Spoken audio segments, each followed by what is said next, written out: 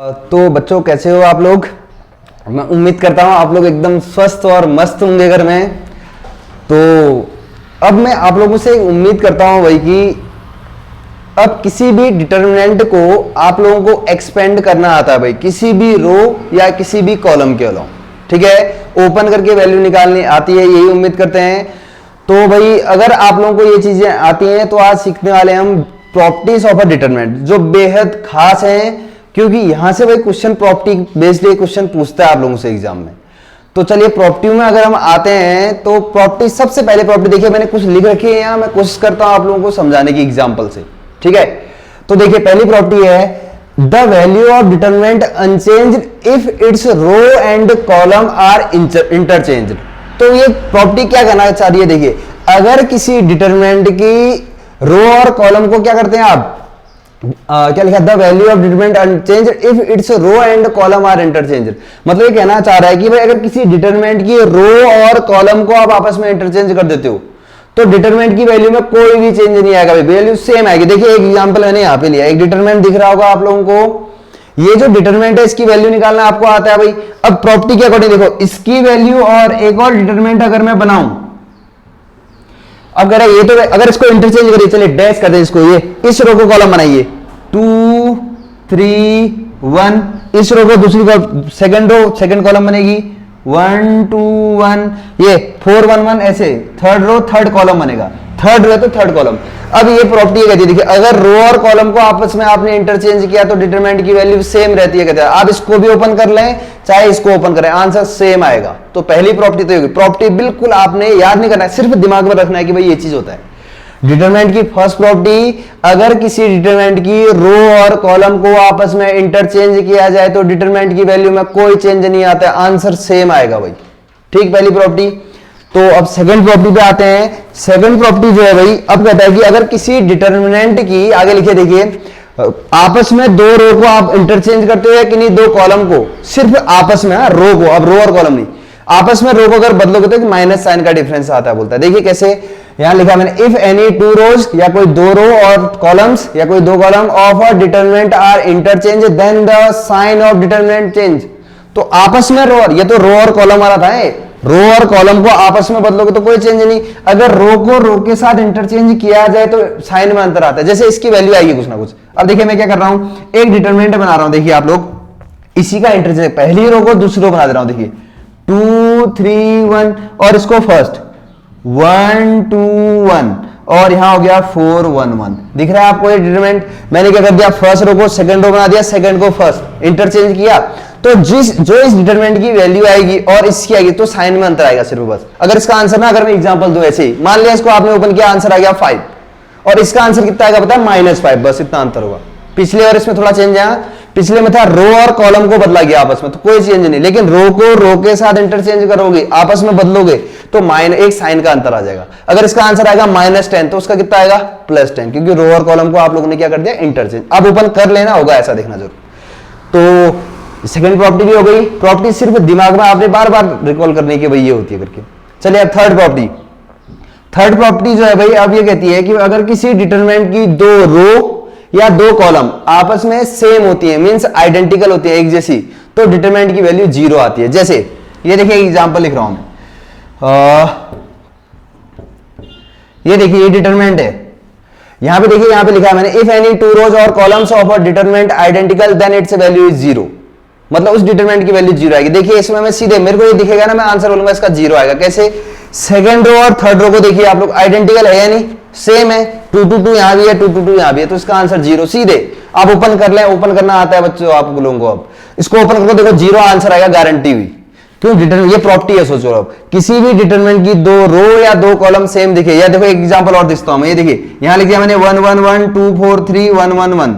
अब यहां देखिए ये वाली कॉलम और ये वाली कॉलम सेम है ना, तो दो कॉलम है सेम होती है, तब भी आंसर कितना होता है डिटरमिनेंट का, 0। आप इसको ओपन करें, यहां भी 0 आंसर आएगा। कौन सी प्रॉपर्टी क्लियर हो गई, फिर थर्ड भी हो गई, ठीक है। अब fourth, if each element of a row और column are multiplied by K then its value multiple of K. देखिए क्या कहना चाह रहा है, पहले थोड़ा सा प्रॉपर्टी में कंफ्यूजन नहीं करना। फोर्थ में देखिए ये प्रॉपर्टी कह रही है, अगर किसी डिटरमिनेंट, सॉरी ये था 2k है, यहां 3k है, यहां 4k है, ऐसे एग्जांपल दे रहा हूं मैं, एक डिटरमिनेंट है, इसको किसी कांस्टेंट से मल्टीप्लाई किया हुआ जैसा दिख रहा है, नहीं के से पूरा नहीं है, तो आप ये कह रहे हैं अगर के से मल्टीप्लाई हो रखा है ना, तो आप के को अगर कॉमन लेना चाहते हो ले सकते हो, के का मल्टीपल हो जाएगा डिटरमिनेंट, के बाहर आ जाएगा, बाहर आया तो यहां बचेगा 2 3 4, यहां हो जाएगा 1 1 2 और यहां हो जाएगा 3 1 4। ये किसी पर्टिकुलर रो या किसी पर्टिकुलर कॉलम से आप कॉमन ले सकते हो, कह सकते हैं। या फिर एग्जांपल यहाँ पे तुम्हें देखो 2/2 का 2 4 1 3 है, देखिए तो आप क्या कर सकते हो इस डिटरमिनेंट में,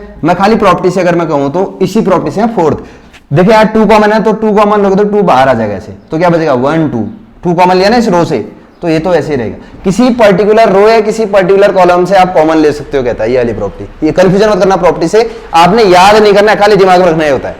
तो ये है कुल मिला के प्रॉपर्टी फोर्थ। अगर किसी डिटरमिनेंट की किसी पर्टिकुलर रो या किसी पर्टिकुलर कॉलम में कोई कांस्टेंट कॉमन हो रहा है तो आप ले सकते हो, बाहर आ जाएगा मल्टीप्लाई में। ये प्रॉपर्टी भी ध्यान में रखना। अगली, if sum or all elements of a determinant are expressed as the sum of two or more terms, then it is expressed as the sum of two determinants।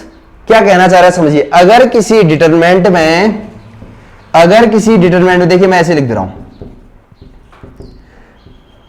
अगर किसी डिटरमिनेंट में यहां देखिए कोई पर्टिकुलर कांस्टेंट से पूरी रो या column क्या हो रही है, बोल रहा है ऐड हो रही है, तो उसको आप दो डिटरमिनेंट के प्लस की फॉर्म में लिख सकते हो। कैसे, देखिए दिख रहा है आपको एक डिटरमिनेंट, दिख रहा होगा ना। इसमें क्या खास बात है, देखिए इसकी इस वाली कॉलम में पर्टिकुलर एक कांस्टेंट आ रहा है, नहीं चाहे यहाँ पे कुछ भी है, चलो लैम्डा नहीं तो लैम्डा 1 लैम्डा 2 लैम्डा 3 मान लेते हैं।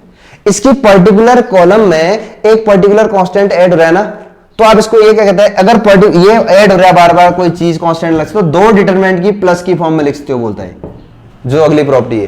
कैसे, देखिए फर्स्ट वाले में इसको फर्स्ट को लिखना 1 2 3 और ये कॉपी होंगे भाई 4 5 6 5 4 1। अब सेकेंड वाले में यहां देखो इसमें प्लस वाली फॉर्म से तो बीच में लगा दिया प्लस, अब उस वाले डिटरमिनेंट के शुरुआत में ही आएगा जो भी यहां पे होगा, यहां पे लैम्डा 1 लैम्डा 2 लैम्डा 3 और बाकी ये वाला सेम कॉपी होता है, ध्यान देना 4 5 6 5 4 1। आंसर सेम देगा भाई, ये और ये दोनों सॉल्व करके आंसर निकालो, या ये आंसर सेम आएगा। तो ये जब क्वेश्चन करेंगे तब अच्छे से समझाऊंगा ये वाली प्रॉपर्टी कौन सी, फिफ्थ। अब 6 से एक और प्रॉपर्टी होती है, वो मैंने लिखी नहीं है, आप लोग जानते हैं।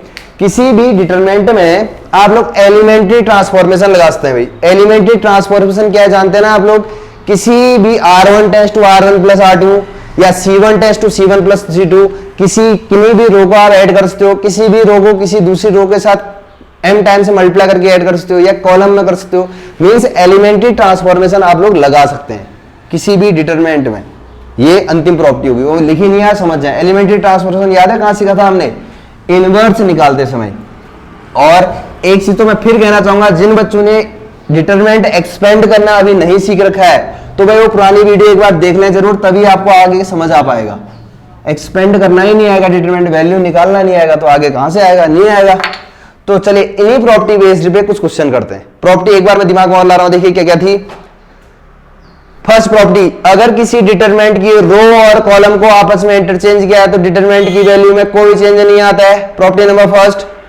Property number second, if any two particular row, आपस में किसी भी डिटरमिनेंट की आपस में रो को इंटरचेंज किया जाए तो उसके एक साइन में अंतर आता है, बस माइनस का आएगा। अगर आंसर पहले डिटरमिनेंट 8 आया और आपने इंटरचेंज किया तो -8 आएगा, इतना। अब प्रॉपर्टी नंबर थर्ड क्या था, किसी भी डिटरमिनेंट में अगर आप क्या करते हैं, किसी दो आइडेंटिकल रो या कॉलम दिखती है तो उसकी वैल्यू कितना होती है, 0। प्रॉपर्टी नंबर 4, अगर किसी भी डिटरमिनेंट को कोई पर्टिकुलर कांस्टेंट से मल्टीप्लाई किया गया है तो आपको लग रहा है आप कॉमन लिस्ट, तो आप कॉमन लेके बाहर मल्टीप्लाई हो जाता है डिटरमिनेंट के। और अंतिम प्रॉपर्टी, अंतिम क्या हो, एडिशन वाली, वो क्वेश्चन बताएंगे। और उसके लास्ट एलिमेंट्री ट्रांसफर आप अप्लाई कर सकते हैं। तो देखिए बेसिक क्वेश्चन में ले रहा हूं, ध्यान सुनना। विदाउट एक्सपेंडिंग ओपन करके कैसे निकालना है आंसर, क्वेश्चन ये है, prove that without expanding, prove that, ये है भाई क्वेश्चन, मैं सीधे देख रहा हूं, एक्स वाई जेड इस जगह पे है, prove that X Y Z, फिर है यहां ए बी सी एक डिटरमिनेंट है, और इधर है X plus A Y plus B Z plus C, X plus A Y plus B Z plus C equal to 0। आपसे बोल रहा है विदाउट एक्सपेंडिंग सो दैट ये इक्वल टू 0। ये डिटरमिनेंट दिख रहा है आप लोगों को, एक्सपेंड नहीं करना, मतलब आपने ओपन नहीं करना है, प्रॉपर्टी यूज करनी है। कैसे, देखिए आपने यहां क्या करना पड़ता है, ट्रांसफॉर्मेशन लगाने के कुछ दिमाग लगा के आपको ऑपरेशन यूज करने पड़ते हैं। कैसे कर रहे हैं देखिए आप लोग, सबसे पहले मैं क्या कर रहा हूं, देखिए पहली कॉलम दिख रही है आप लोगों को, इसको C1 बोलते हैं, column number first. C1 tense two मैं कर दे रहा हूं भाई C1 plus C2, that means first row से सेकेंड रो को मैं ऐड करने वाला हूं। क्या करने वाला हूं? ऐड। चले करते हैं फिर। ऐसा ही क्योंकि अभी बताएंगे आप लोगों को। इस कॉलम से इस कॉलम को ऐड करिए। x प्लस ए हो जाएगा भाई यहाँ पे C1 में चेंज, मतलब column number first. y plus B हो जाएगा, z प्लस सी हो जाएगा, और ये कोई चेंज नहीं। एलिमेंट्री ट्रांसफर याद होगा आप लोगों को, x प्लस ए, Y plus B, Z plus c. अब देखिए मैं ज्यादा लंबा आऊंगा नहीं, मैंने एलएचएस से शुरुआत किया, एलएचएस में ये हुआ भाई, पहला ट्रांसफर ये लगाया। अब देखिए ज्यादा लंबा नहीं करना, ओपन करना चाहो कर सकते हो, लेकिन अभी बोल रहा है without expanding. Column number first देखिए आप लोग, क्या है? x प्लस ए, Y plus B, Z plus c. Column number third देखिए, x प्लस ए, Y plus B, Z plus c. दो आइडेंटिकल कॉमन है या नहीं? Since C1 and C3 are identical. देखिए कॉलम नंबर फर्स्ट और थर्ड सेम है, तो property से आप सीधे क्या होगा? इसका वैल्यू 0। तो आगे आरएचएस प्रॉपर्टी, आपने प्रॉपर्टी को याद नहीं करना है, सिर्फ आपको दिमाग में रखना ये चीज होती है। तो अगर दो कॉलम सेम तो उस डिटरमिनेंट की वैल्यू कितना होती है बताइए? 0। फिर नेक्स्ट एग्जांपल पे आते हैं। फिर नेक्स्ट एग्जांपल है ये सो दैट, अगला क्वेश्चन है भाई, कर रहे हैं ध्यान से देखिए आप लोग। विदाउट एक्सपेंडिंग आपने ओपन करना है, बिना ओपन किए प्रॉपर्टी से ही आंसर लेके आना है। यहां पे भाई 1 1 1, इस जगह पे ए बी, बी सी और सी ए बी, बी सी और सी ए। इधर है ए इंटू बी प्लस सी, बिल्कुल ध्यान से देखिए आप लोग, ए into B plus C, B into C plus A, B into C plus A, C into A plus B. इतना इक्वल टू 0 प्रूव करना है भाई आप लोगों ने, ठीक है, विदाउट एक्सपेंडिंग प्रॉपर्टी यूज करके। चलिए मैं शुरुआत करता हूं एलएचएस से। LHS means left hand side से आप लोग स्टार्ट कर रहे हैं। 1 1 1 तो ये है, बीसी ये है, सी ये है, ए बी ये है। फिर ए अंदर मल्टीप्लाई करिए, क्या हो जाएगा बताइए? A B plus A C. B अंदर इंटू करिए, B C plus B A बोलो या ए बी लिख लो। सी अंदर इंटू करिए, सी ए आएगा या ए सी लिखो, या सी बी आएगा, बी सी बोलता हूं उसको। सी अंदर क्या ना, ए सी प्लस बी सी हो जाएगा। मल्टीप्लाई किया है मैंने, एलएचएस शुरुआत किया, मल्टीप्लाई करके लास्ट वाली कॉलम अंदर। अब देखिए मैं कौन सी प्रॉपर्टी यूज कर रहा हूं। प्रॉपर्टी ये यूज कर रहा हूं, कॉलम नंबर थर्ड को ऐड कर दे रहा हूं कॉलम नंबर सेकंड से। ये आपने सोचना पड़ेगा भाई क्या करके फायदा होने वाला है।